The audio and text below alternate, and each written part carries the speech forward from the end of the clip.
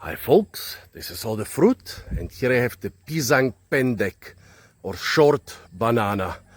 Why is it called short banana? We are here in Borneo, in Sarawak in Malaysia, and for Borneo standards those bananas are not really short. However, when you look at the stems and compare them with some other bananas, coincidentally on the other side of the road we have a couple of pisang kapok, which are a particularly tall banana. You can totally see the difference. What is this pisang pendek? And much more important, why hasn't it been harvested? That's a very interesting story.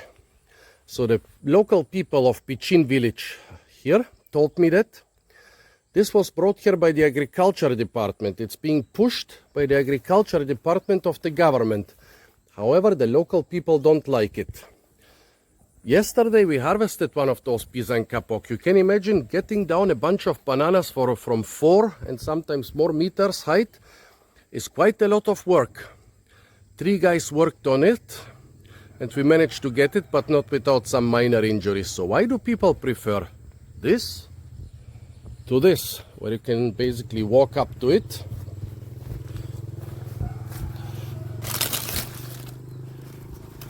take a fruit or take the whole bunch without a lot of effort? Even this much taller plant would be easy to harvest. The fruit is still a little bit green on the outside, but it's soft and pretty much ripe.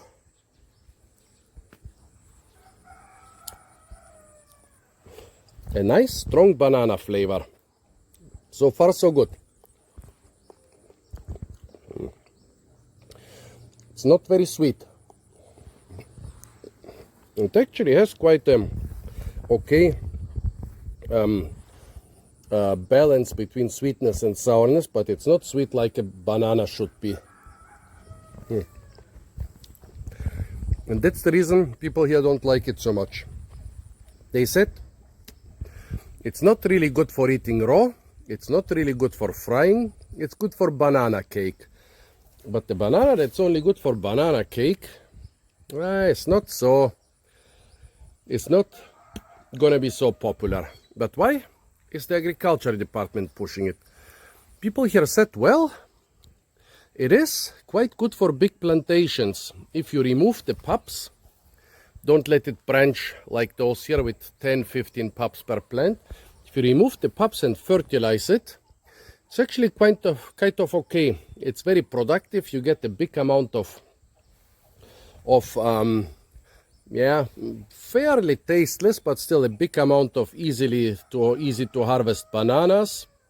So yeah, it's obvious why the agriculture department and the big farms would push it.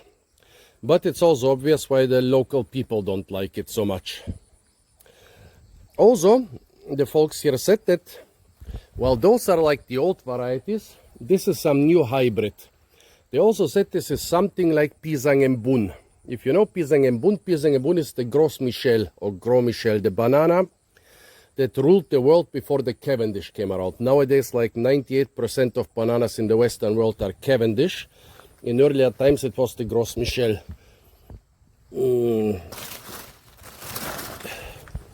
And yeah, it has the rich banana smell of the Gros Michel, but it doesn't have the sweetness. I also don't know why the government is pushing a basically tasteless banana. Those folks here have, if you look around the village street, bananas are everywhere. They're a standard crop here. They are eaten fresh, they are made into fried bananas, they are boiled, they are used in many different ways.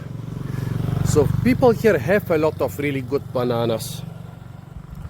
I really don't think that it's such a good idea of the agriculture department to push a clearly very bland banana. What do you think, folks?